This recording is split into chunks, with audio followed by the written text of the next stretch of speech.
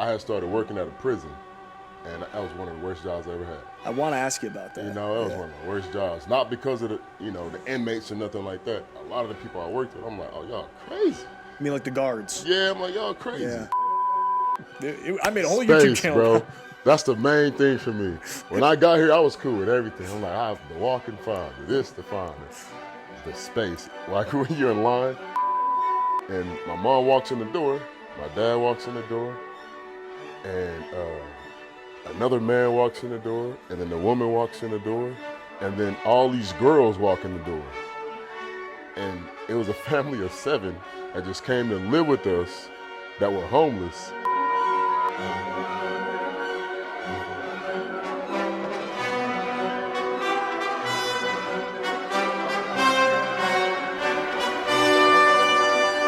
Welcome back to the Imported Podcast. Today's episode is with Devin Benton. If you guys have seen Unicorn Town, you probably know a little bit about Devin. He's one of the stars of the documentary. Devin and I first met at the Istanbul airport in 2016 on a layover on our way to coming to Germany for the first time. We're also with Rudy Tyler Rutenbeck. So we've known each other for quite some time, been through a lot together in this whole world of German European football, won a couple championships together, done a lot of traveling together. So I was really excited to sit down with Devin. He's entering a new chapter in his life. He's recently become a father, so we talk about that among many other interesting topics. I really enjoyed this conversation with my good friend, Devin Benton. Devin Benton, 4'9". Yes, good to see you again, man. Likewise. Welcome back to Germany, man. That's a fact. Yeah. How's it feel to be back here right now? It kind of felt the same, when I got here, I was like, well, it's beautiful as always, and the people are beautiful as always, and going to the game was different. I didn't even know the bathroom was outside of where we usually go. How weird was that going to the Unicorns game as like a fan? It was different. I went from player to coach to fan. Yeah. So. It was different. It was interesting. It was just like somewhere that we played for so long, and we kind of the stadium and how to behave there, like from only like a very specific, I don't know, as a player basically, and then being there as a fan was super weird for us. For those, this is we'll talk about a bunch of stuff for sure. But this is the Imported Podcast, and the reason we do know each other is because of football. Mm-hmm. So.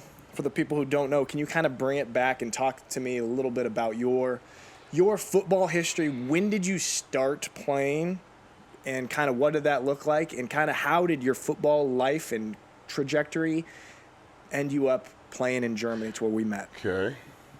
So originally I hated football.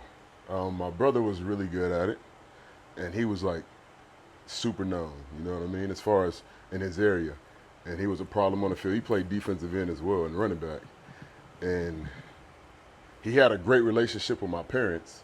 And I love my parents. They did the absolute best that they could.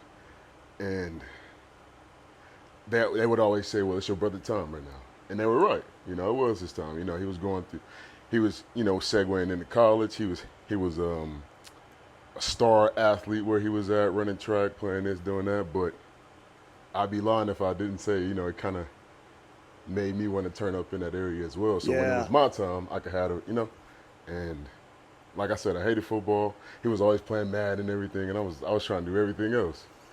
Until the way it is, I'm from Louisiana, so the way it is, my grandfather, he owns his house, the house next to him, and he owns like this little lot on the side. So my grandfather's like, he like that. Yeah. So it's probably like 100 yards, it says 120 plus yards or so. On the side, and he would mow it and put us on the mower and all that. And then I always grew up mowing the lawn and raking the grass or scooping the grass, whatever, shoveling it, putting it in bags and carrying it and helping them with shingles and doing roofing and all that. So I always knew about hard work, but again, I wasn't about the football until I started really going to the games and paying attention with my brother and going to Texas 5A football. You don't have a choice but to get immersed in the atmosphere and then it pulls you in to the max, So I mean, just a real quick for people who don't know, Texas high school football is like the highest level, biggest 5A. Yep, exactly. It's like the biggest football in America for high school. And if you play Texas 5A football, even 4A, because I think they got 6A now. Yeah. But if you played that, nothing really is going to surprise you after that. So Yeah. you go to college, and I mean, unless you go to a crazy big D1, but Yeah. I went to a D2. Yeah. No offense to it. I mean, it was a great school, Yeah. but it wasn't overwhelming to me in the least. You know, I'm like, we had the same amount of people in my high school. Mm-hmm. Like, we had more people at the games than this. So it wasn't a hard segue for me to go from high school into college. But I learned how to play in that lot. I learned how to play football in that lot, and that's when I realized, oh, okay, I'm cold. I'm good. You know. Were you good? Were you good like from the good. beginning? Yeah, because I was so strong. Yeah. And I got a lot of cousins. I got like 30 to 40 cousins, and kids down the block would all come and play on that little lot. And I remember a couple of the older kids were like betting, like, nah, I'm gonna just get him the ball and it's a score, Yeah. you know. And they would just give me the ball, and it couldn't be tackled. And once I got the little bit of respect and a little bit of the eyeballs, like, oh, okay, then I got, you know, and I said, oh yeah, I'm doing this. But it pride comes before the fall, you know what I'm saying? So I always, once I realized I was good, I kind of was gunning for my brother, and Really? I shouldn't have did that, but Yeah, but no, is that's what like how it is, a little sibling rivalry. For How sure. much older than you was he? Oh man, how old is my? 4 years, 4 5 years, years. 4 years No, older. 4 or 5, 6 years. Okay, so that's like kind of like how the age difference that I have with my Yeah. brother Mike. You came out. For sure. He actually just had a birthday, June 6th. Oh, nice. Yeah. So okay, so seeing your brother early on kind And of it's got my you mom's birthday, by the way, it? yesterday. So shout out to you. I love you. Happy birthday. Happy birthday. to Mama Ben. Yeah.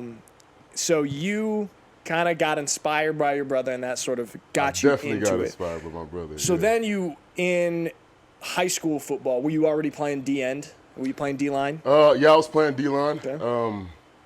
Before that, I had another run in actually in middle school, and it's actually kind of funny. Watching my brother, they always practice after school. Okay, yeah. You know, so I lived right across the street from my school. Yeah. So I went to Barnett. So it was literally I could wake up, look outside, and that was my school. And I never was up at 5 in the morning, so I didn't see them practicing in the morning, but I would see the guys practicing after school. I didn't really know how it worked. So, Wait a second. Were they doing 2-a-days before and after school, or how did No, okay, it was okay. it was 7th grade, 8th grade. Oh, okay. Yeah. I was like, God, Texas Nah. is wild. Nah, bro. we didn't get into 2-a-days till freshman year. Yeah, And okay. they call it Hell Week. Yeah. But excuse my language. But We can curse on here. okay. This is an R-rated podcast. All right.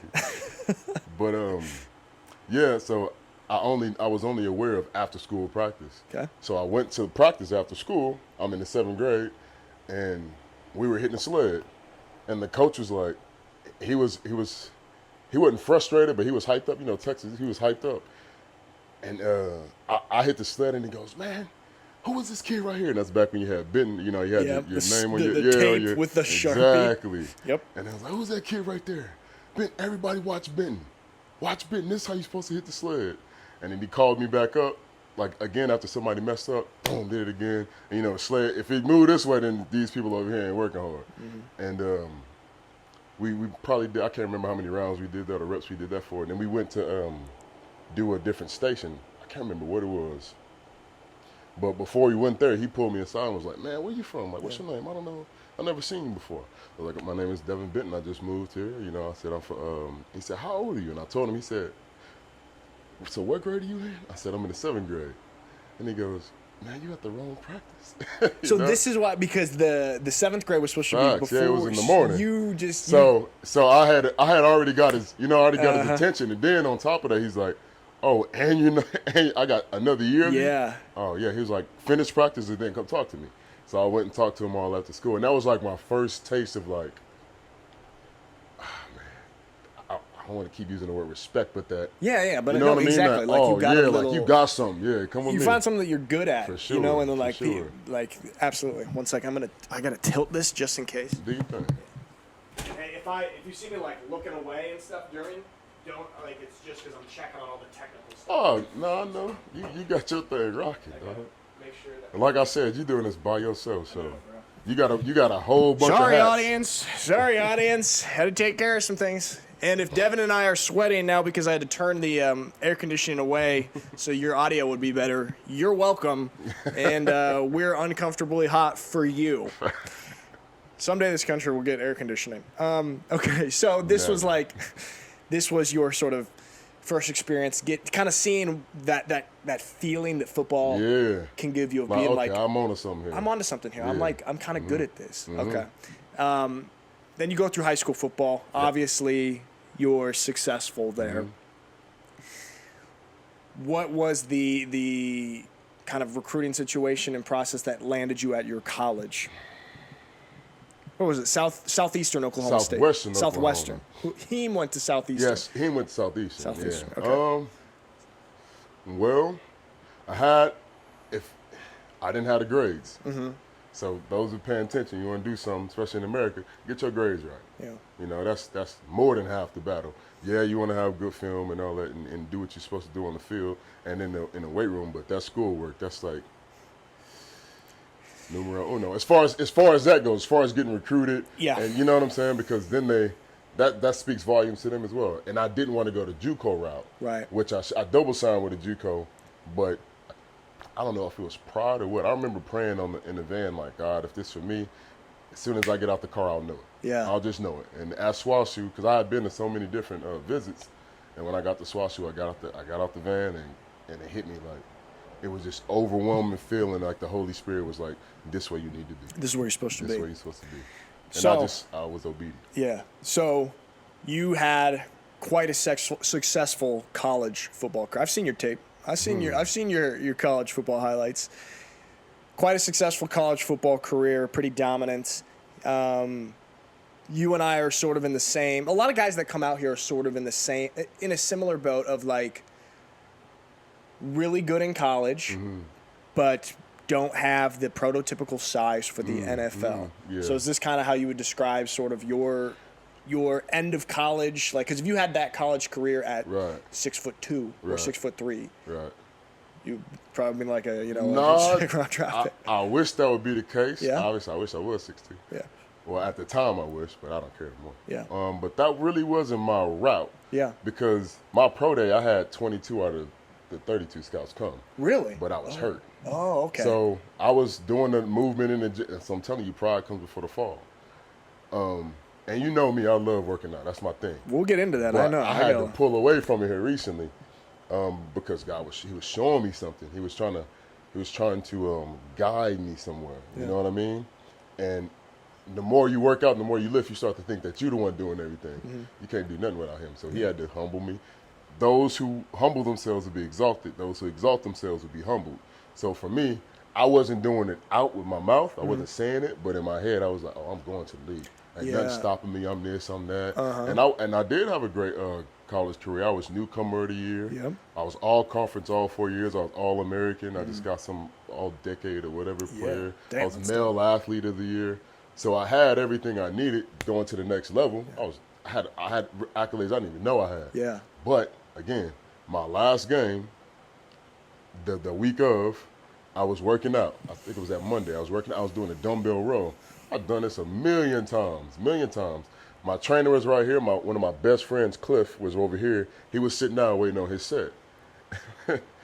My trainer was just going crazy. He was like my mentor as well. He was going crazy. You finna go to the league. You finna kill everybody. They don't even know what's coming. They don't even understand what's coming. And at that point, I was like 260, 255. Yeah. I was benching 225 like 42 times. I was squatting 600. I was going crazy. I really was. I was benching like 615. Yeah. And I was waiting on them drug test me. I'm like, do whatever. Drug test me, everything. I'm going to show you how crazy it is. I was running a 4.7. Yeah. And I'm thinking like, oh, that's plenty. That's all I need. Because I wasn't the fastest. I was just quick. You know? And he amping me up, and I do the last row, and I threw my back out. Three disc out. Hips shifted, and it was all bad. And fell down. My boy Cliff had to pick me up, carry me to the mats. I was getting worked on and shot up and everything. Lidocaine, cortisone, pain, everything. It was so bad I couldn't even sit still when I was getting my MRI. My MRI. And it took me, everything that happened to you happened for you. It took me the longest time to understand why that happened to me. Because, you get to blaming everybody else, and this happened for that, and then you did this, and you should have, until you look in the mirror, and you say, well, what could I have done better? Or maybe maybe this is exactly what was supposed to happen to me. And that's what I really feel is like everything happened to you for a reason. So Right. yeah. Because I was going to say, you having this probably Yep. tilted your path to where you end up here in Germany. Not me and you talk. Right? What's Yep. that? Not me and you talk. Yeah. And now we're sitting here, right? Exactly. So that's also, yeah, I mean, that is, things feel so much clearer in hindsight, kind of, Yeah, of course. Of course. They say hindsight's 20/20, and you can kind of see like, oh, this was really the path that I was supposed to be on. Maybe I of course, didn't realize it at the time, but you know, everything happens for a reason, and this is why I end up here in Germany. Okay, so you end up getting recruited by the Schwäbisch Hall, the Unicorns. Do you remember when this team from Germany called you or hit you up and was like, I do hey, remember. we're the Unicorns in Germany. We want you to play for us. Yeah. So I remember thinking, like, is this a joke? So how was that first contact? Man, a buddy of mine named Juice, Brian Robinson. He was all into that, the Euro players and everything. At first, I'm like, I ain't going overseas. You crazy, Brian. Yep. I ain't doing that. I'm waiting on my time to get back in the gym and, you know, get back onto the scene. And nothing was popping. I had started working at a prison, and that was one of the worst jobs I ever had. I want to ask you about that. You know, that was one of the worst jobs. Not because of the, you know, the inmates or nothing like that. A lot of the people I worked with, I'm like, oh, y'all crazy. I mean, like the guards. Yeah, I'm like, y'all crazy. Yeah. And so, but I ended up moving to the segregated housing unit. So it was just me and like two other people. One of them was, you know, saying a little bit of a weirdo. Yeah. But the other dude, me and him was pretty cool. You know, treated everybody like, you know, humans. And How was that experience being a prison guard? That's a. it was amazing, actually. I got to chop it up with a lot of the inmates. I Really? got to, a lot of the people that are housed there. I got to chop it up with most of them on a daily basis. You got all these checks and go through, and you know, you're checking in on them. And I was always pop the door, and I'm going in there and talking to them. But it was an experience. You know what I mean? It was an experience. That place ain't there no more for a reason. You know, they shut it down. But yeah, it was actually insightful. You know? Yeah, I bet actually. Yeah. Being able to talk to a lot of these people that are Right, stuck yeah. in a prison and having this life, this experience so different kind of from what you have. Yeah. So you're working there. Why did you start working there in the first place? So I needed money. Yeah. And as much as I love the gym I was at, I would never really got paid for it, you know. Yeah. But I love them. Shout out to them. I hope they're doing well. And I was like, man, like I can't just sit around. Like I'm working out and everything, but I needed something to sustain me while I was going back and training and doing my thing. And a buddy of mine who was playing ball, he came to a house that I was at one of my friend's house, and he came in and was like, yeah, I just got from work, he had all this gear on. I'm like, man, you a guard? Like, I'm like, Yeah. you a COs? And then he was like, you need to get it, man. They got like $20, $22, $24 an hour. Yeah. Like it's better than what you're doing now, and it's safer than what you're doing now. And my friend was like, man, you better do that. And he locked up right now. Shout out to him. Shout out to the Kulus. I love y'all. But yeah, he was like, man, get that. COs don't do nothing. Yeah. He said, they don't do nothing. Trust me, I know. And he was explaining to me what they were doing, and sure enough, that's exactly what I did when I got there. And I'm like, this is the easiest $2,000 every 2 weeks or whatever money I got. You know what I'm saying? So for me, it was like, oh yeah, okay, that's an easy, you know, quick couple bands, doing it simple, staying out the way, going to being able to train. I think I did that job for like 2.5 months. Okay. And then that's when Newman called me. I was at an apartment, and I was lost, man. Yeah. I was lost. Wait man. 1 sec, sorry. Yeah. I want to hear that. I'm just gonna turn this off for a second. For sure. I'm good, yeah. Are you good? Yeah. Because I'm just a little worried that we'll have too bad of that.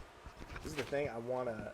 It'd be so nice to have like so I could just focus on the conversation. You know, that's the next step. Getting a producer. Okay, so you were saying you were lost. Yeah, I was lost at the in this time in my life. Okay. But you know, I didn't know that you go through a grieving period when you know, especially, you know, when you work so hard at something and you working so hard towards something. Yeah. Even though now I realize I wasn't seeing myself there, I was just thinking that, oh, it's gonna happen. Yeah. You know?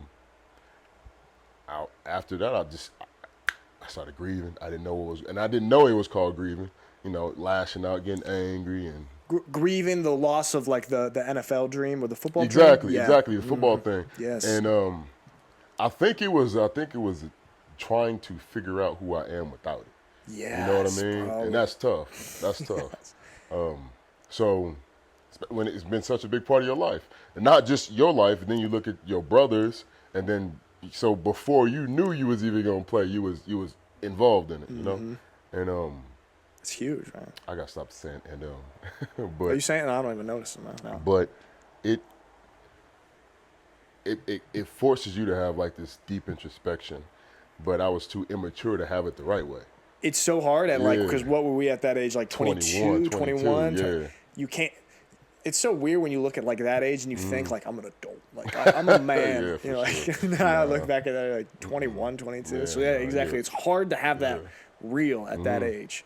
Okay, so you're going through that. Going through it, trying to figure it out. Didn't know I was trying to figure it out, but I was trying to figure it out. And as soon as Jordan called me, I was like, I'm going. I'm done. It's like everything in me knew this is the way. Like the Mandalorian, I said, this is the way.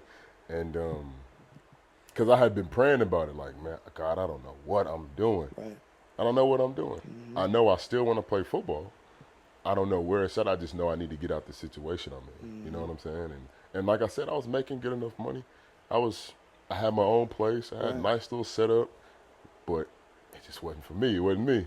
So I gave all it up. I said, I'm gonna go live in this wherever they got me up in this hill. Yeah, we'll get into You know that. what I'm saying? Yeah, that's cool though. That like yours, when you got basically the opportunity to come play in Germany, you knew right away, like, oh, yep, that's for me. Like for example, I know Rudy he was like, I don't think so, and that took him like a way longer time. But the path was so clear for you, and you even said that when we did the interview for Unicorn Town too. You're like, and it ended up in the final cut. You were like, I got the call from Newman, and I just knew it was time for me to go. That's a fact. So, you get on that plane, flying. I think, what'd you guys go? Chicago to Istanbul, Yes. and then we met in Istanbul, Yeah, we did. Istanbul, yeah, we did. Turkey, We on a did. layover. Because that was back in the. I mean, we know playing ball in Europe isn't the big money league. So you're getting probably the cheapest, most cost effective flight. So we had to fly all the way to Turkey Yep, and then come back to Yep, Germany. Yep. So that was our first experience. Walk me through kind of what you're feeling. My iWatch talking to me. Shut up, Siri. Walk me through when we get to Germany and we pull up at night to this infamous Ami house, this almost abandoned feeling house up on the hill, boarded up windows, piece of wood for a front door. What was your feeling when you first come to this? You're like, did you question your decision at all? No, or what? honestly, man, I'd have been through worse. And I hate to. Yeah. My parents did the best that they could. They really did. And then my mom is thriving now. My father, before he passed, was thriving. They were doing such a great job. But there was a point in time in our life when they were trying to figure out as well. Right. They just had 4 kids, So the decisions you make and, things, they happen a little bit different. Maybe it's a little bit hazy, maybe, you know what I mean? So, real stuff had happened to me before. When I got here, I was like, oh, let's go. This is easy.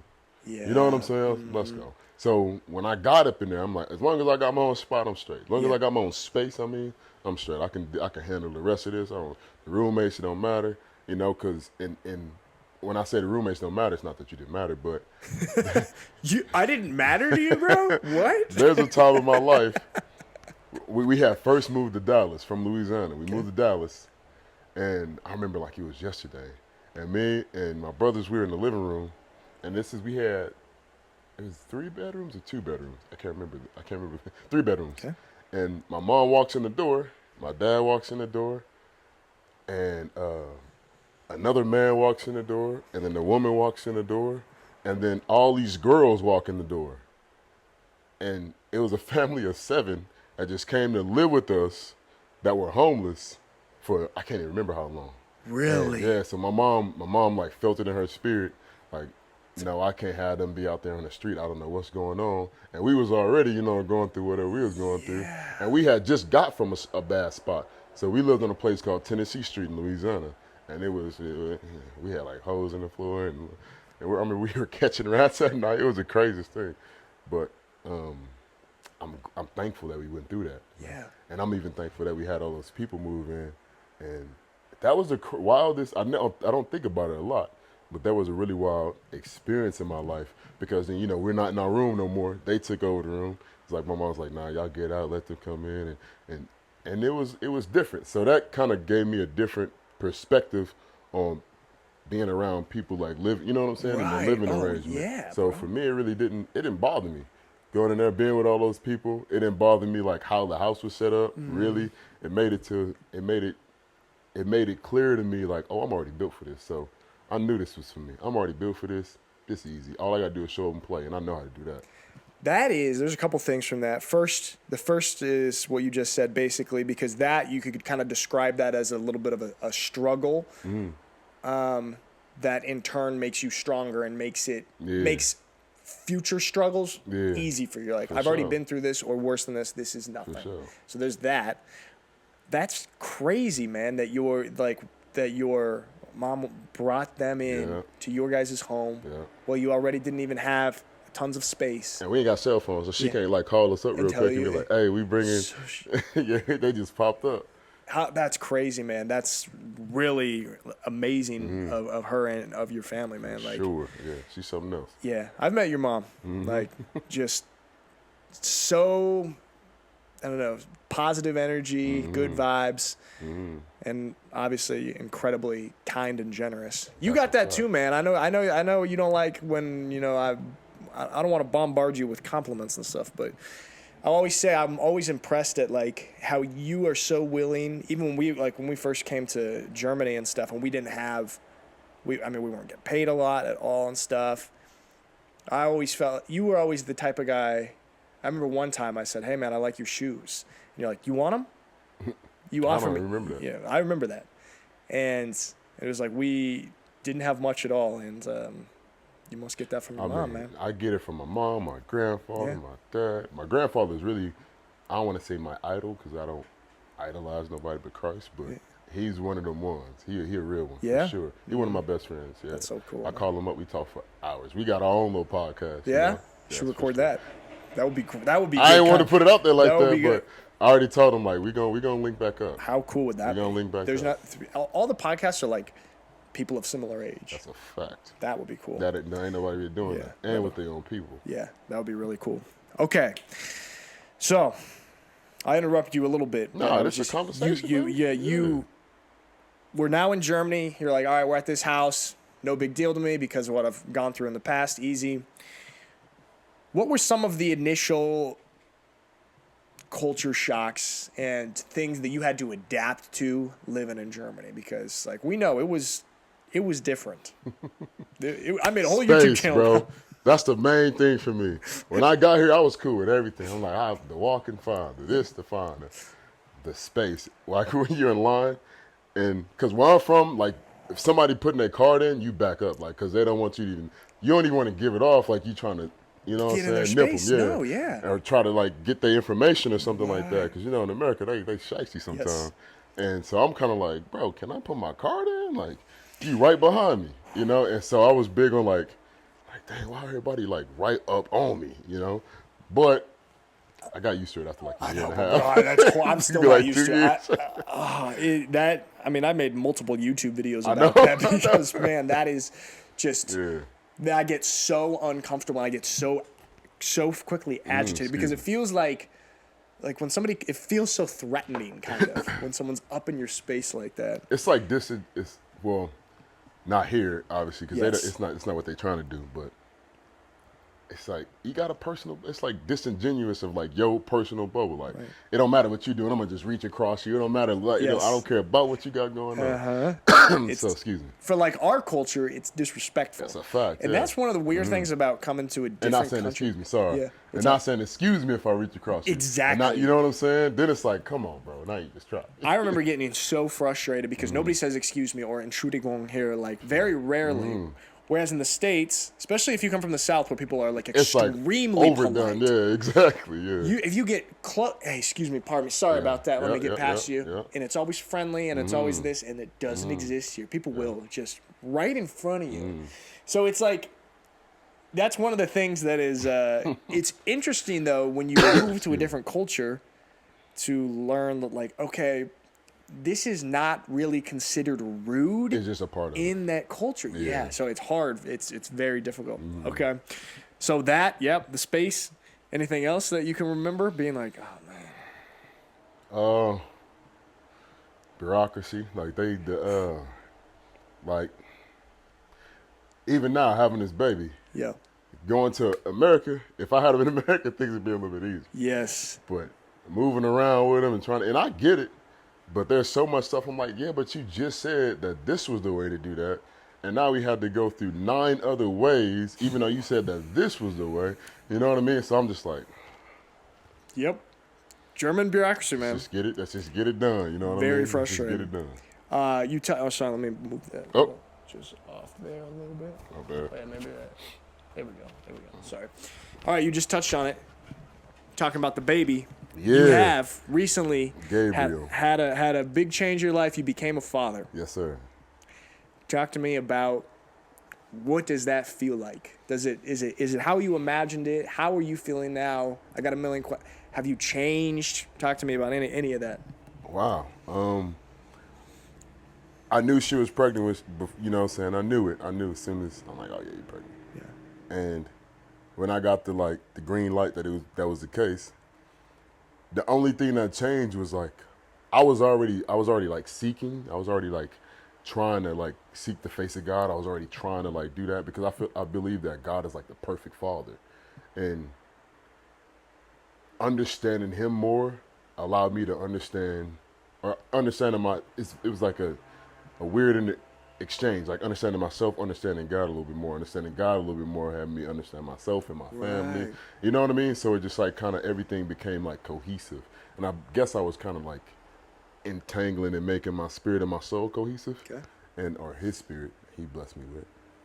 And it started to open my eyes to some of the things that maybe had a stronghold on me, or maybe was things that I knew I should have pulled away from, or things that I knew I should have started doing. You know, that now it's like, nah, let's go. Yeah. Let's go. Like how many times I told you about the YouTube and doing this because I got something to say, but I would run into a little bit of adversity. I would run into a little bit of doubt, fear, right? But I wasn't having no faith. Yeah. I had the idea. You even knew. You would tell me like, bro, that's the way you should go. Like, but you know, tweak it how you gonna tweak it. But I'm such a perfectionist, and I'm like very kinesthetic.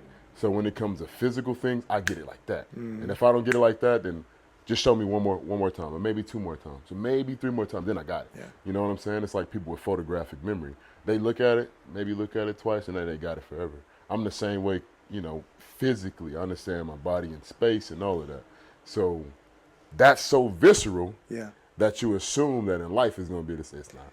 That's you know what I'm interesting. saying? Yeah. It's not. When you have something that that comes so easy and natural to you. And it's with your body, so you Yeah. feel like you're doing it all. So things that you have to get rid of, you feel like, oh, I can do it. Nah. And that's what God was showing me again. No, you need me. You can't do everything by yourself. Because I was real like, and I was wondering why I was struggling with anxiety, because I was looking so much in the future and trying to like push myself to do it. It's like, nah, you. And then I would look to the past and like, but I did it back then, and then I would get depressed. Yeah. Because your mind, if it's in the past, you're going to be depressed, bro. Because that's all you're thinking about is what used to happen, what used to be. If you're looking in the future, you're just going to be anxious. Because my grandfather told me one day, he said, when the devil can't stop you, he get behind you and push you real fast. That's all that means, you know? He shows, you already know, because he can lie to you, but if it's real, if God already showed you, then he like, okay, well, I may not be able to stop him because he believes that that's what it is. He believes that that's his future. He believes that that's his fate and his destiny. So I'm going to push him real fast so he try to hurry up and get there. And you end up stumbling over yourself. You know what I mean? Interesting. Yeah, So I like that. I had to pull back. I had to learn more patience.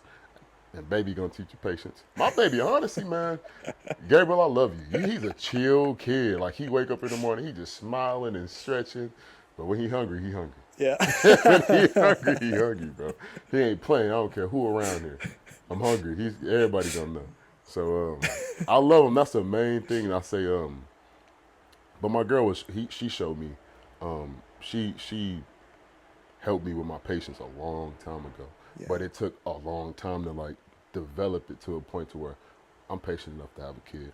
Yeah. You know, and I used to be so quick to anger. Mm-hmm. You know what I'm saying?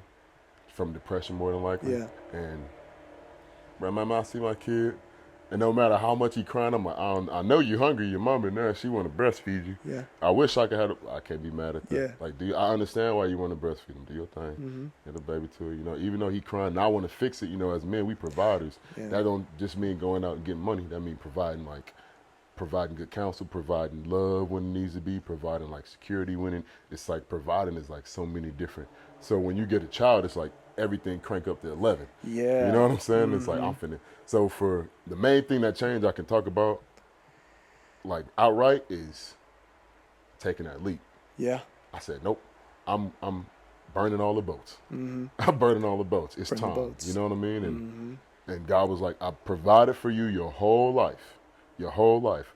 What makes you think I'm not going to provide for you now? Mm-hmm. Do what I told you to do. Yeah. Be obedient. And now, even with this happening, I know that it's because I've been being obedient. I love going to the games, but I Yeah. really wanted to stay with my boy. Mm-hmm. You know, but just so happened they were going somewhere else. I'm like, yeah, I'm gonna go to the game. Yeah. But on the way, I'm like, I know I'm gonna talk to Nick, Yeah. and I know we're gonna talk about something. We're gonna talk some type of business, and then here we are. You know, Here so we are.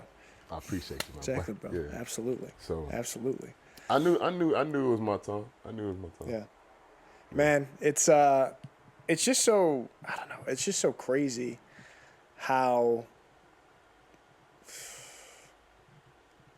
much like growth there is in the 20s, you know, because now we're 30. Yep, that's a fact. Yeah, you're 32, I'm right? 30, yep. Yeah. I just turned 31 actually too. But how When did you turn 31? a couple months ago or a month ago. Happy late birthday, Thanks, if I bro. ain't tell Appreciate you. that. Must not have Appreciate told that. See, yeah, but you know, we're at the point I don't you. You don't even like, care. I who definitely cares? don't care. I the definitely big don't special care. 31, but that's weird. But yeah, man, it's just so crazy. I don't know how much growth there is from like what we talked about 21 to where you're trying to figure yourself out to age 30 now where you're a father, you've been through so much. You probably, I feel like you know yourself way better. Yeah, that's a fact. You know, yeah. like, That's a fact, you know, yeah. because that's how I feel. I think that we feel just so much more comfortable in who we are, what our skills are, what our flaws are, like what we're good at, what we need to work on, and just kind of, I don't know, settling into that. And I think that's like super important. I mean, I would imagine super important when you're entering fatherhood too. For sure. To For sure. pass that on to your son. Come on now, Yeah. talk to me, yeah. Cause that's all. When I had my boy, it was like I remember how I was with my father. Yeah. And it's like I know I always when I'm around people, I want to pick up the good thing. My grandfather, I'm gonna say that a lot in this podcast, I'm sure. My grandfather told me a lazy person can teach you how to do something easy. You know what I mean? So Yes. when I'm around anybody, I'm picking up game. Yep. Even if it's game that I'm never gonna use, I'm Yeah. picking up game. You know what I'm saying? So it's like being present, being engulfed in the moment to where you kind of wiggle your way through whatever atmosphere you're in and whatever company you're in and kind of settle in and understand, okay, so this person did that like that. Oh, that's pretty cool. Oh, they got this like this. Okay, I understand that. And not being so quick to judge and criticize them, but just taking it in. Like, that's how they get down. If you like it, I love it.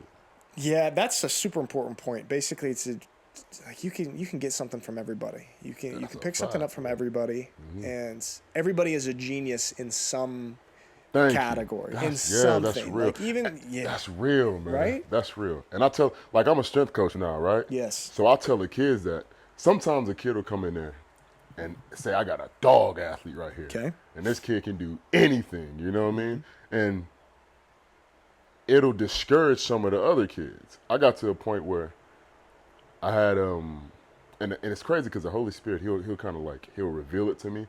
You know how it is in the gym. It's crazy. You know, music going crazy. Yep. Kid, weights going everywhere. Yep. And clanging and banging. And he'll just divert my attention to a kid.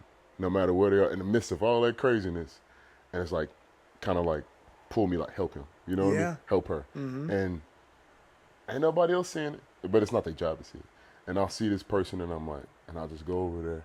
And it's crazy how, like, this small amount of confidence, the small amount, just like, and I had that before, right? Just like I talked about in the beginning. I just was yearning for that. Like, man, somebody, like, pull me under their wings. Somebody, like, because I wanted it to be my brother, but he was on his time. You know what I mean? And I remember I was asking him to help me work out and train. He was like, just go run. Yeah. And I wanted to be like, man, I don't want to run. I want to work out. Like, you know, and he was like, well, I want you, he ain't want to get slowed down and all that. And maybe that's, you know, now I say it out loud, maybe that's something that kind of steered me into this realm. But I was always in love with training. Right. I was always in love with it. Yeah. You know? And so sometimes you just take you putting your hand on their head and it's like, bro, it's gonna be just fine. Just do it like this. Just tweak this and that. And the most satisfying thing that I've ever had in my life is seeing a kid or somebody get it and their reaction to getting it. Right, like, And I'm like, there did you it. go. Yeah. There you go. You know what I mean? Yeah. That's such a cool thing. And that's what I like is probably so rewarding about training and influencing young people with something that you're an expert in and you've been doing half of your life at least. That's probably a fact, like to a very high level. Yeah. Like when did you start lifting weights? 15 years. Exactly. Okay. So half your life you've been doing this and you become an expert at it. I mean, like, I've been training kids for over a decade. yeah. Side note, I was going to say the first time that we worked out together here in Germany, we went to Fair Fitness, which is 500 yards right there. You can see it from here. And you asked me to spot you on bench. This was like a week after you got to Germany. And I came around the corner. I was like, yeah, I got you, bro. And you had 5 plates on.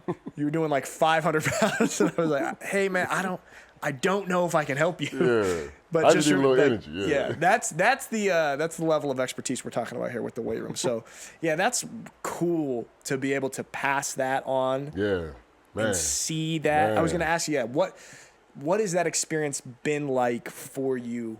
Or sorry, before we even dive more into that, explain what exactly are you doing? You're a strength and conditioning coach at high school? I have. Well, it's K through 12. Okay. So I got school. Pee Wee all the way Cool. up. Yeah, and it's been amazing. I'm not gonna lie. Boys went to state. They didn't win, but they went to state. Okay. They went to state in basketball. Went to state finals. They didn't win, but they lost to the team that won. You know what I mean? And girls, they ridiculous. They on a whole nother. I don't think nobody got close to them in basketball this year. They won that. They won last year too. They won state track last year and this year again. Girls are just on another level. I took girls to the state powerlifting. They won 8-man state. Won it, like, got most outstanding lift. It was just, it's been a blessing, man. It's been an over blessing. So really. it's fair. So you're working with the strength and conditioning for all these teams that are having quite a bit of success, right? Which is pretty cool. Right. I mean, I know you. It ain't me. I know. It But ain't me. there's a common denominator there that all these teams are having a lot of success with the foundation of a very. The common denominator is the vessel. There you go. Yeah. But it is pretty cool that you're able to do that. Yeah. And it's cool that he's using me to be the vessel. That's and amazing. Yeah. that you're getting to work in an area that I know you love and I know you're an expert in. What else? Yeah, I guess, I mean, you touched on it. I was like, what is the most rewarding thing about doing that? But I guess you touched on it as being able to influence and see them. Seeing them succeed. Yeah. That's crazy. Yeah. Because it's like I adopted them almost. Yeah. And they talk to me about stuff I wish they didn't talk to me about. Yeah, but they're amazing, man. They really are. There's not a kid there that I'm like, man, we got so-and-so coming in. Nobody. It's like, and I don't know, even if that was the case, I would be like that. But they all are amazing, man. They really are. Is this and honestly, I'm leaving the school now to I've been away from my family for like over 10 years, man. I was going to touch on that, man. So that's been hard, bro. And having my own son, I want him around his grandmother. My grandmother, my mom, his grandmother, as we know, like, she's been widowed for a while. You know, she ripping and running and doing her thing. But I want to go back and take care of her, you know. That's the word tells you have to take care of a widow. You know what I mean? So I think that I need to do my job. The last time I really got to take care of her, she had cancer. You know, I was wearing her blood, and it was amazing that I was able to be there and help her because I saw how strong she is, man. But I don't want to be there just when things get bad. I want to be, you know what I'm saying? I want to have my baby around them, even if, you know, and dive even more into myself and do what you're doing. Yeah. You feel me? And because that's been on my spirit. That's been in me for a while. I got something in me I want to get out. I got something to say. I got something to show people. Same thing I've been showing the kids. And how many kids, because I don't know how many kids at that school, but not a lot. Yeah. How many kids like that out there in the world? Yeah. You know what I mean? That can just tap into me, a 2-minute video showing them how to bench press, Right. you know, or just showing them little tricks and hacks and things like this to squat and do that, and just reminding them like, bro, you are special. Like this ain't nothing crazy. That's the thing. What is a cool thing, and we'll talk about that a little bit more later. For sure. But of like the potential and ability, you're doing something that you're really good at with communicating with these kids and teaching them that, and to be able to expand that communication out using the internet as well is something that's really cool. We'll talk about. And that's key, important. I don't want to Yeah. keep interrupting No, you, yeah, there, yeah. but the communication part, I see it, man. I love all strength coaches, but I see some of them, they get into it, and it's almost too scientific. And I'm like, but that's a kid, he don't care. Yes, He don't care. don't tell me. Yeah, Yeah. show them how to do it real quick. Show them, walk them through it. Like, make sure, and everything start with your feet, right? Every play start with your stance. So make sure their stance is perfect. Have them see it in their head first, because a lot of kids, what I'm realizing now, a lot of kids, this right here, our phones, this is so distracting. So we so used to like, Yeah. you know what I mean, being all over the place. And I noticed that about the kids. I'll be sitting right there in front of them talking to them, and they kind of like, some of it may be a little bit of fear, or not a fear, but like a oh no, like type of thing, and they're kind of like just trying to get away from it. And sometimes I just literally got to grab their head, turn it to me. I'm like, look, bro, I'm trying to help you. Yeah. Like I'm trying to get you to understand this. I know you can do it. You just got to see yourself do it or feel yourself do it one time, and then we ain't gonna be here no more. You know what I mean? So, but it's just keeping it interesting. And as much as I love like the programs and progressive overload, like I realize this now with the kids, I have to like keep tweaking it here and there, keep tweaking it. And that's when understanding variations, understanding like progressive overload, resistance bands helping in a smart way, not just throwing bands all over the place. Chains here, you know, and keeping it interesting for them, but they doing the same movement. Yeah. You know what I mean? Because they're so all over the place. So you got to pull them in and keep them tapped in. Now, the same reps, but you got this on top. Or now we doing the same movement. Are we going to just lift your legs this time? You know, something like that. This is like part of, being able to be a good teacher of this is understanding all of the stuff and how people learn and not being too scientific or you know, not too general or whatever, and finding that. Yeah, man, I think that's super cool. You touched on, and it's kind of a little bit of a hard topic, but you touched on your father passing. Oh, it's not hard. Yeah, it would have been back in the day. Yeah, it's back not in the hard day. no more, yeah. The thing is that, and we talked about it a lot with Unicorn Town, like in that interview. We coming out to Germany are away from family. Yeah. And I know that was an especially like that kind of amplifies things when something hard is going on back home because we're away and we feel helpless and stuff. Can you talk to me a little bit about how that experience changed you or helped you grow? It helped me with forgiveness mainly. Yeah. Like I said, I love my father. He was an amazing father. Yeah. But, you know, we know what we know. You know what I'm saying? And me and him, we didn't have the same relationship. Like, say, him and my brother, they were like best friends. So my brother told me. And I didn't see him that way, you know? So when he died, it was like, man, we ain't even had a conversation. So it was like a little bit, it was weird, you know? It was weird because I always wanted to have I didn't know how to approach it. I thought he should have been the one with it. But then I'm like, well, you knew, man, you should have went. But it was adding to like my stress. It was adding to on top of what was going on. Like with my mom, I'm like, man, I don't know, mama, is this gonna happen? And I just had to like forgive him, forgive myself, understand that he with the Father because he got saved. He was an ordained preacher before he passed, so I know he in a better place. So it had me really diving and seeking the face of God even more to understand, like, well, don't trip. Yeah. It's all fine. He's fine. Yeah. You know what I mean? Like, your mom's fine. Like, she may be struggling. She may still have pain. That's a husband from 27 years. But, like, everybody's healthy and happy, or not. Well, yeah, happy. Yeah. You know, because with faith comes joy. You know, so if you got faith, like, oh yeah, he's fine, he's in a better place, then you get a little joy about you, and it's like, why am I tripping? You know what I mean? Like, we gonna meet up again. It's not no big deal. It's all good. We all gotta go. It's all good. We all gotta go. We have a limited time on Earth. Yeah. Absolutely. We talked about a bunch of stuff. Let's keep going. You got me tapped in. Yeah. It's fun, isn't it? Yeah. Isn't podcasting fun, it's bro? just fun. It's really fun. I love doing it. I love just sitting here like with my friends. Because we done podcasted before. We've podcasted for years. We just never recorded it. Let's talk a little bit about playing football in Germany, because that was a formative experience for both of us. Yeah. And like I said, the reason that we're both sitting here on this couch in this small town in Germany. But I don't know, talk to me just a little bit about your experience of getting to play football again and getting to live in a different country. What are some of the things that kind of stick with you from that experience? I knew the football part was going to be easy. Yeah. I was just show up, do what I've always done. You know, I'm like, they wanted me for a reason. Yes. Just play the way you play. Yep. And I had a little extra oomph because, you know, I hadn't played in a while. So I said, oh, yeah, I'm going to go as crazy as I could. And we had Frankfurt, and the environment, everything, it just pulled me in even more. And I love our stadium. It's so immersive, especially on the sideline when the crowd get into it. Yeah. And I kind of felt like, okay, I'm right at home. Yeah. This is what I do. Yeah. That first game that we had against Frankfurt, 2016, packed house, and it was like our first experience playing in Germany. There's a scene of it in Unicorn Town. Yeah. So it's like solidified forever now. We can always go look at that.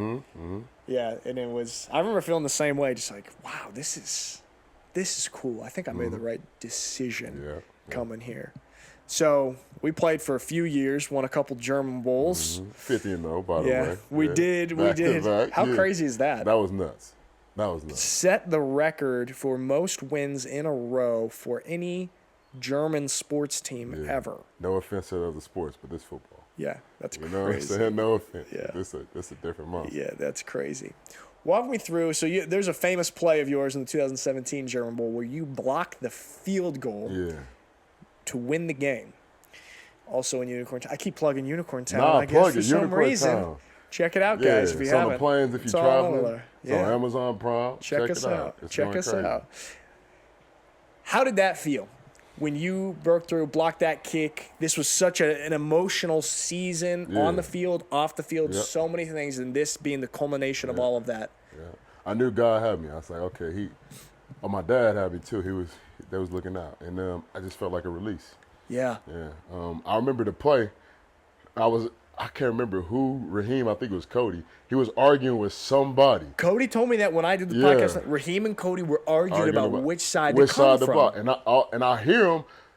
They was the only two I was really hearing. Everything else was going crazy. And I just remember just thinking like, God, you so in control. And I was on the sideline. I was pacing back and forth. We're going to win this game. Yeah. We're going to win this game. It was like neck and neck. But I believed it. I'm like, we're going to win this game. Ain't no way. We didn't, this whole year, I'm like, we did. And then the game before, was it Berlin? Berlin, probably. Somebody we played, and I was like, oh, yeah, we winning the job.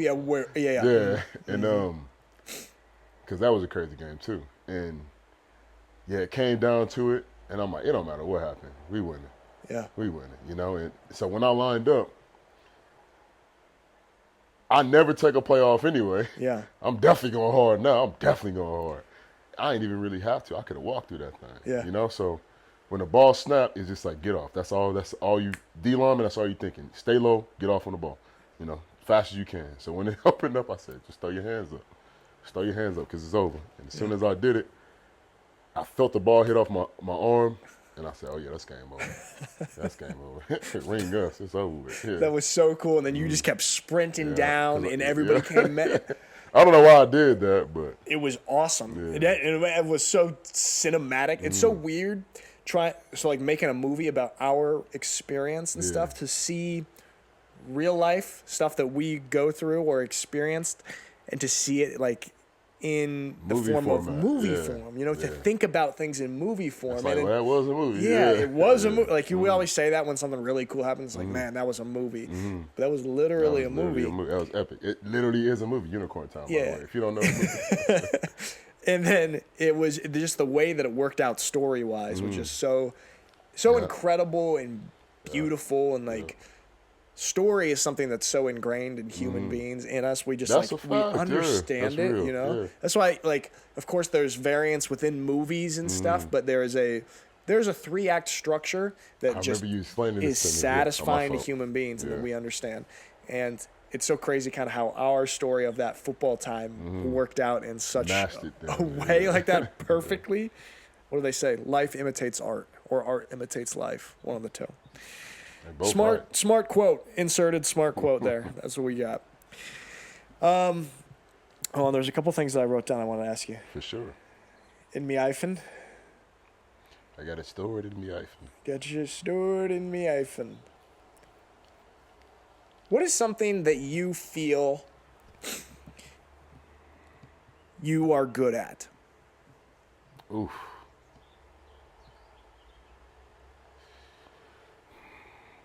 God bless me with strength. That's for sure. I can articulate. I can reach a kid for sure. That's something that I'm recently realizing I can do. That's a gift. And I'm not good at a whole lot of things, but I'm good at drawing. Yeah, you are good at drawing. Yeah. I'm good at adapting. Yeah. Yeah, That's really good. I'm good at following and leading from the front if I need to. Yeah, I'm good at being me. Yeah. That's beautiful, man. I agree with all of these points. What is your dream for how your life unfolds for this next 60 years? Oh, that's easy now because I've been working through this. So I want to be able to work out, train people, get my family healthy, and financially free, myself financially free, and learn as much as I possibly can, and make money doing just that. Yep. You know what I mean? Like make money doing just that. Talking to people just like this. If I can make money doing this, I'll be in heaven. If I can make money working out, I'll be in heaven. If I can make money training people, like showing them a way, I'll be in heaven. If I could have my family, like the women in my life, not work, I'll be over the moon. Yeah. If I can keep having conversations with the people I respect,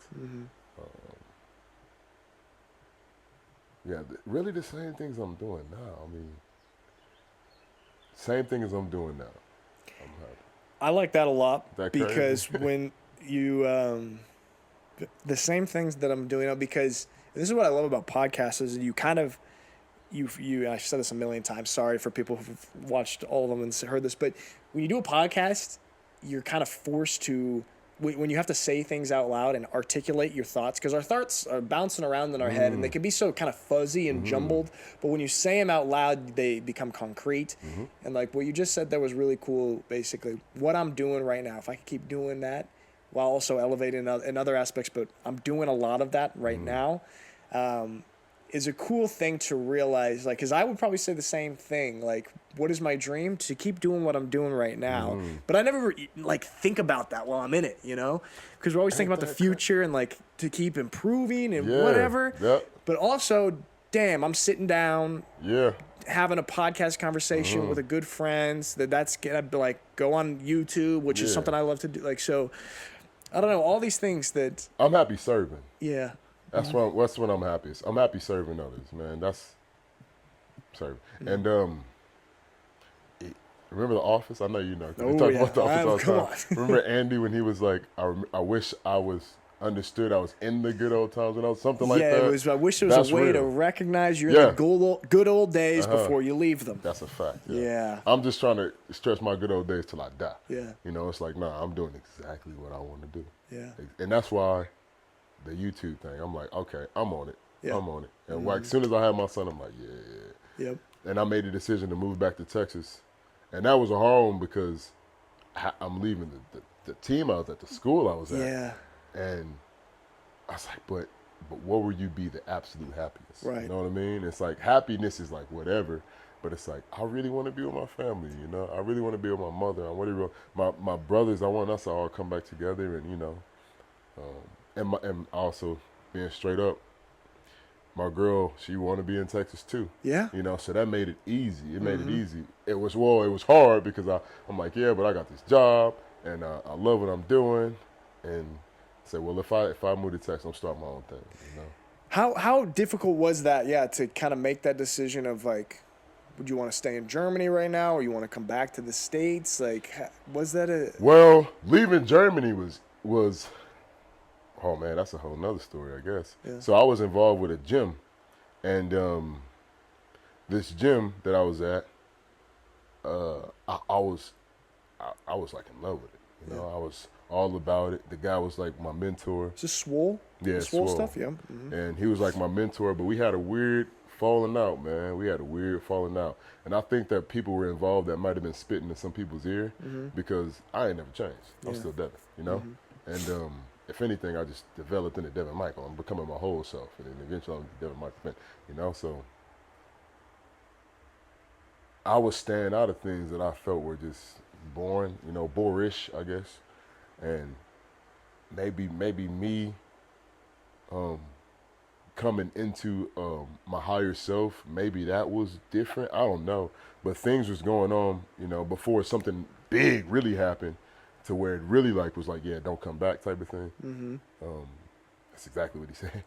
But things were kind of like taking place before that when I was like I didn't know what was going on. But when I got here, because I came back to play that last Sturman Bowl we played, Yep.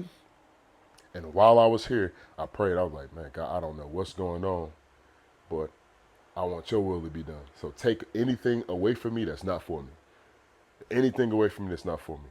And I heard Nip say, if I got love for you, I'm going to tell you what's in your benefit. If I don't got love for you, I'm going to tell you what's in mine. And I realized some people in my life was telling me what's in their benefit. Yeah. You know what I'm saying? Some people was telling me what's in my benefit, right? You know, so I had people that kind of was on both sides. I had people that was straight up for my benefit and people that didn't care at all, but they was making it seem like it was for my benefit. I'm not saying who was what or whatever. Obviously, I'm not going to do that. But, you know, this place that I love, and me and him, we still, you know, we chopped it up. We got on the phone to talk like men. But, you know, something happened traumatic in his life. So, you know, he acted in the way he acted. And again,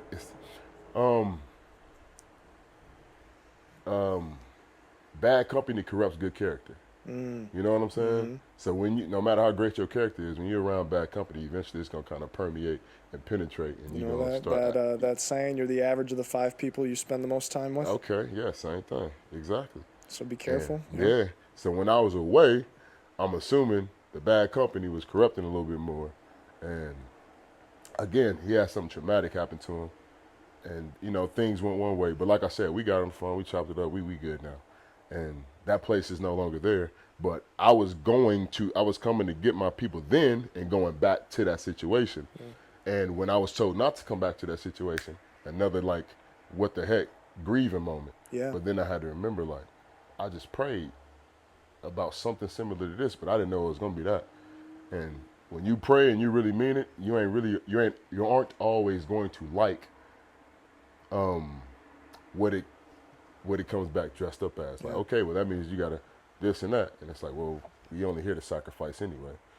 Sacrifice and have faith. Sacrifice, surrender, and serve. And when that didn't happen, I was like, man, I put all my eggs into that basket just for the rug to get pulled. Yeah. But then I got when I was here, I was like, okay, I'll just stay with the Corns, you know. And then the offer that they gave me, I was like, come on, bro. You know what I mean? Like, after everything I was willing to do, have done, like, that's the offer. Like, I could make that in a day. Like, I'm sorry. I love the Unicorns, but I'm not going to do it for 250 euros. I'm not going to do it. I'm not going to do it, bro. But then it kind of made me feel like, hey, what you think about me that I'm only worth 250 euros? You know what I'm saying? And when I got the message, I remember showing my girl, like, am I tripping? Is that a typo? And I hit him back, like, this is this, and you want this for this? To coach and to do that. I'm like, all right, now you're playing with me, you know? And I didn't get mad. I was just like, okay, well, God, you provided for me my whole life. You provided for me till this point. You're going to provide now. And surely enough, I went back to Oklahoma, and a job was waiting on me at the place that I'm at now. And to God be the glory. I was able to thrive in that area, thrive in that position, and now He calling me to do something else. Mm-hmm. But yeah, so That was at the high school that you've been at then? yes. Yeah. Yes, yeah. How long did you end up working there? 2 years, 2.5 years. 2.5 years. Yeah. Yeah, how difficult is it to leave? It's hard. Yeah. It took me, because my boy, I think 9 months, and then that's 4.5 months he's old now. So that time, that's about a year and some change. I was like fighting it, like not wanting to do it. I'm like, no. But then every time I would pray, that was in my belly. Every time I would pray, that was come to the forefront. And all your thoughts ain't your thoughts. So it's like, man, God, just prove to me, like, this is you. This is what you want me to do. This what you want me to do. And there was too many coincidences that was just everything lining up and pointing. Like, dang, well.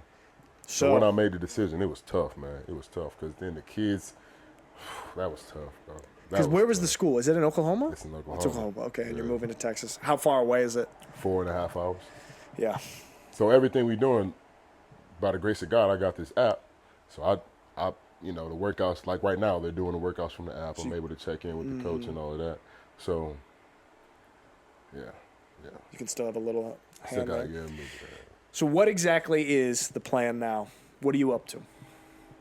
I am going to get into real estate with my mom. She's got some real estate rocking. So that's going to be like my side thing.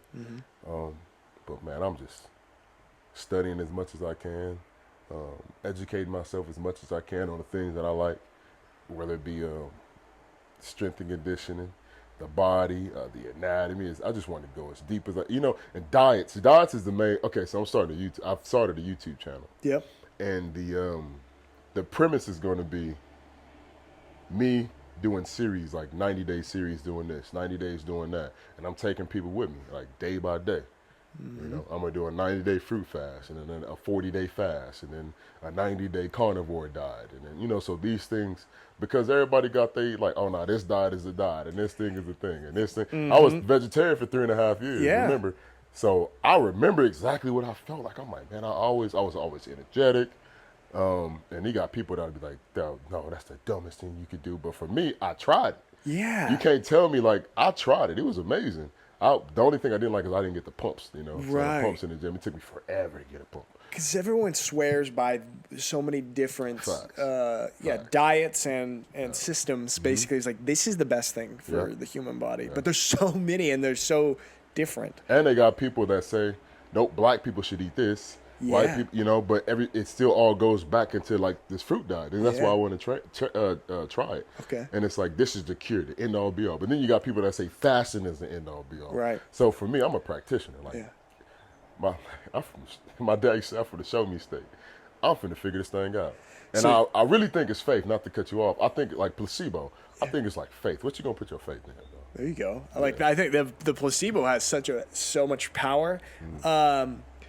So essentially, have you seen the documentary "Supersize Me," where he eats only McDonald's? Yeah, dang, I didn't essentially think about that, for your channel, we'll be able to do like mini stories of 30 days, 50 days of different. I don't even want to call them experiments on your body. No, that's but exactly like what it's gonna be. Yeah, because when I get like a good doctor and all that, as soon as I move to Texas, I'm doing this. So actually, I'm gonna start the fruit diet as soon as I get back to America. Yeah, sweet. So it's gonna be the first thing I pop off on my channel, But when I move to Texas, I'm in my spot where I'm going to be. In a doctor, I'm doing all my blood tests and everything. So I'm going to like keep this track of this stuff because me personally, I could be wrong, but that's what I'm trying to see.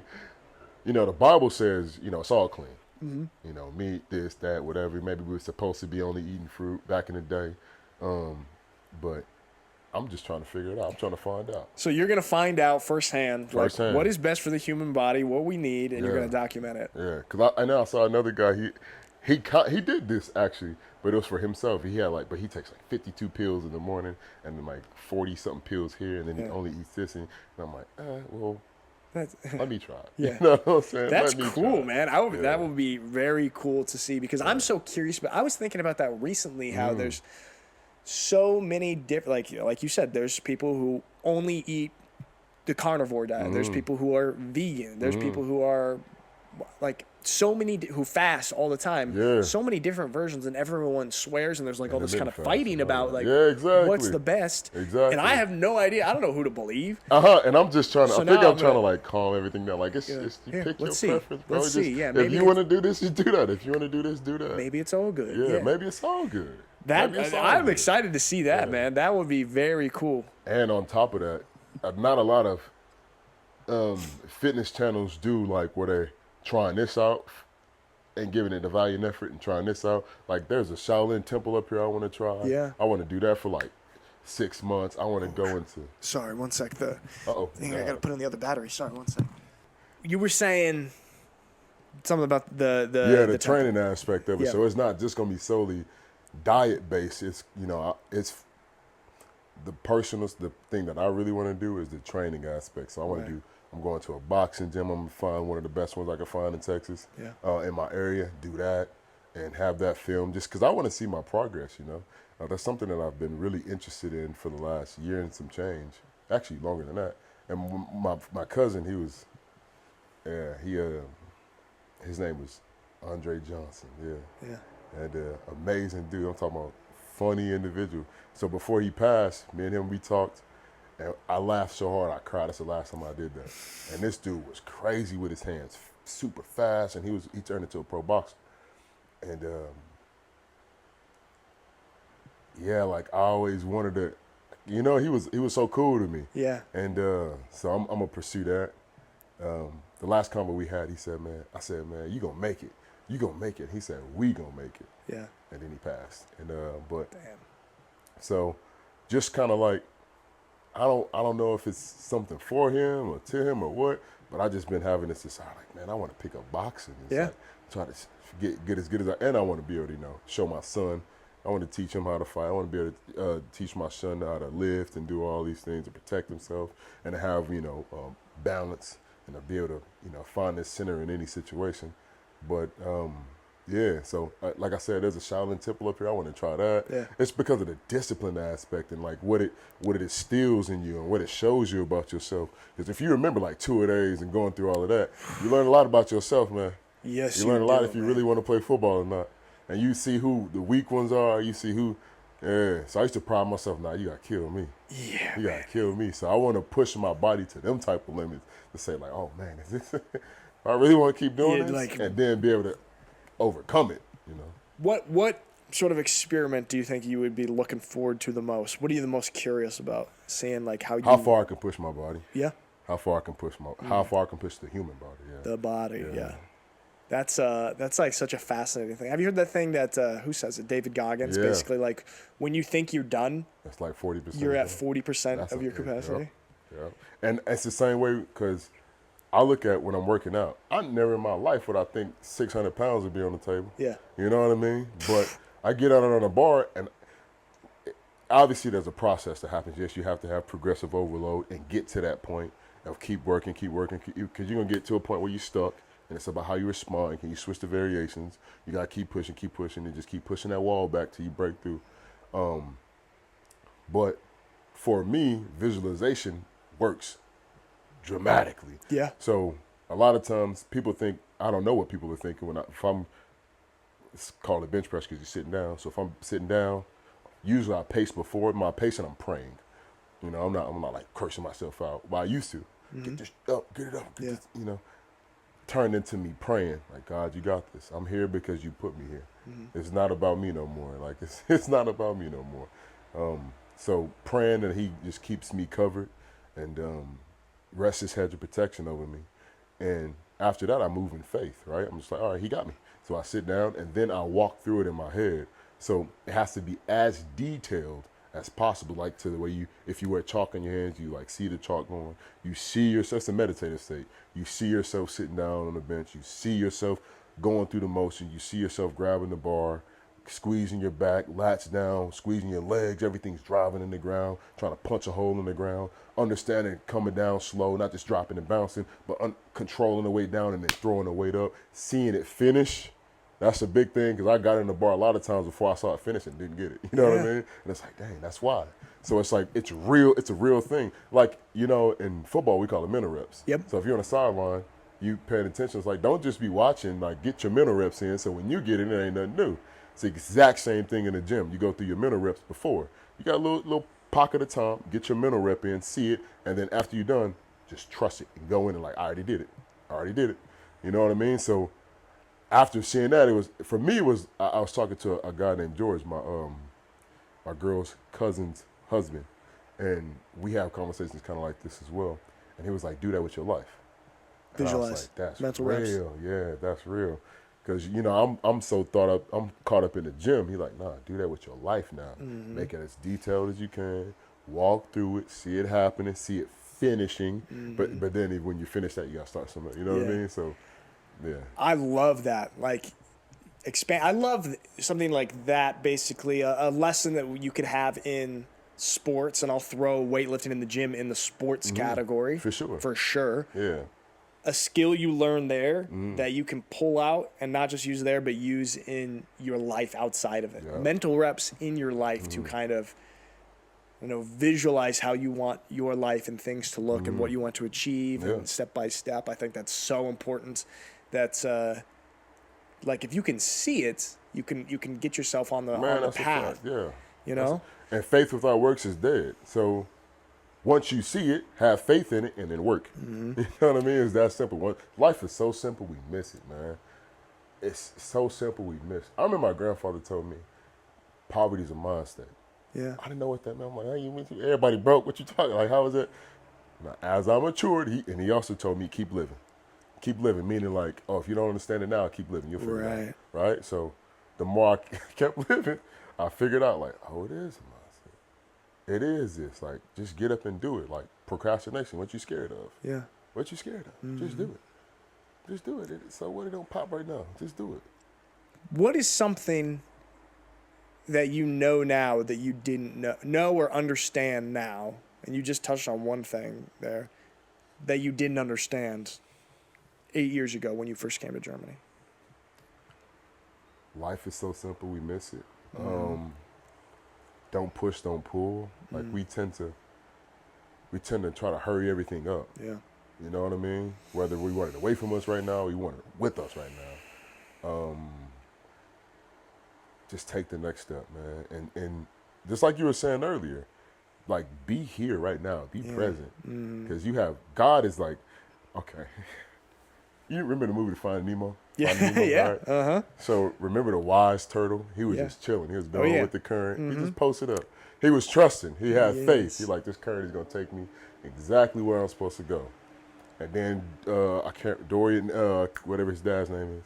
Yeah, I forgot his dad. They Nemo's pull dad. up on the turtle like, you said you could show us the way. This wise turtle, 150 years old. And he said, all right, y'all, show him. Go here, go there, go there. And when you get to the trench, don't go over it. Go through it. You got to go through something to get to something. That's something I realized, and I've always known it. You know, we know all this stuff, but it's hard to not fight back when life attack. Right. You know what I mean? Because I got to go through this. This ain't nothing but a test. So understanding, like, yea, though I walk through the valley of the shadow of death, that's the trench, right? Don't go, it's beautiful up top. You don't even know they got jellyfish up there. They got fish bones down here, and it look like you don't die, but you got to go through something to get to something. So for me, it's just like understanding that you gotta like just keep swimming, go through it. Don't worry about all the stuff that seems bad around you. You know what I mean? Because if you got faith, ain't nothing gonna be able to touch you. I love that. All the weapons won't touch you. I love that. And I love what you said earlier about, like, the patience as well. And one of my things that I've kind of really harped on for myself is slow and steady wins the race. That's a fact. Slow and steady wins the race. You get, man, like, some people jump out ahead. You go too fast, you stumble. Yep. And it's and that's like where I found a lot of success with, like, for example, my YouTube channel. My YouTube channel grew very slowly compared to, like, I got this now, but that took 8 years compared to many YouTube channels have like a lifespan of 2 years. And they go crazy. You come up big and then it's done because you come out too fast. Yeah. So I've been able to see that, and then I was able to see that as well with other things. For example, the movie Unicorn Town, how slow and steady. Just keep doing that. And I was just listening to a podcast from Matthew McConaughey. Okay. Yeah. He got a podcast he was now. on a podcast, Oh, Lex okay. Friedman, one that I really like. And he said basically, Lex Friedman. Yeah, you know Lex Friedman? I think I do. He's great. He interviewed like Kanye and all that. Yes, he right? had Kanye. Yeah, I seen Yes, that. uh-huh. Yeah. I just saw a clip of that. yeah. So Lex got a really good podcast. Smart But man. on that, he's just really smart. McConaughey basically said, like, you need a North Star to align to that you have to look up at. And then you got to just align yourself there, and then you got to look back down to each step and not be looking up the whole time and running at it because you'll trip and fall. But you got to align yourself this direction that you want to go, and then come back down to each step. So it's kind of like That's real. It's really cool. I liked it a That's lot. real. It's like it's a combination of looking out into the future, but at the same time being right here. Not getting distracted from Yeah. you still gotta. Yep. And that's why life is so simple. We miss it. Just take the next step. Yeah. We get so caught up in like but that's the way I believe that's the enemy. The enemy is like he trying to show you the glitz and the glamour. Yeah. Like, okay, God might have showed you this, but let's keep your eyes on it. Let's keep he next thing you know, he'd walked you way over here, your head. You know what I mean? Right. So, You drift. drift. Have you don't ever put your foot- read that book, Outwitting the Devil? No. He talks about drifting in that a lot. Really, Yeah, drifting. Yeah, that's a great concept. Yeah. You kind of drift. That if you don't get your eyes down, basically. and Yeah, to you each start step, drifting. then you start drifting the wrong way. That's really, really cool. Devin Benton, man, this has been phenomenal. Yeah. Having you sit down here on the podcast with me, man. It's awesome good being here. to see you, man, and I'm excited for what you've got going on. Likewise. Thanks, Mo, and we'll be in touch, and I'm sure we'll be doing Oh yeah, I'll pass stuff him together across. and I'll pass him in the across future. again. Appreciate that a lot, Ain't man. got no choice. Devin Benton, thanks Nick a lot, out man. Fury, the guy. That's the Imported Podcast.